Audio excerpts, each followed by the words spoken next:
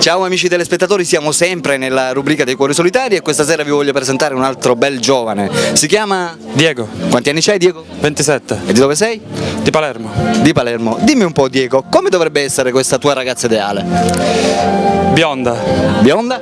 Occhi? Occhi castani. Bionda con gli occhi castani. Pure verdi. Verdi anzi sarebbero meglio. Bionda con gli occhi verdi. Sì. L'altezza? Altezza quanto me? 1,80. 1,80. 85. Va bene. Dimmi, dovrebbe lavorare oppure studiare oppure non ha importanza? Lavorare.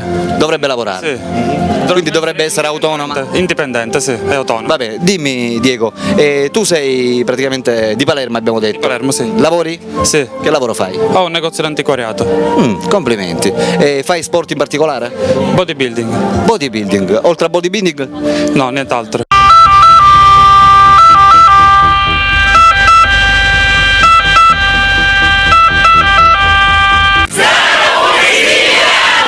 Oh yeah.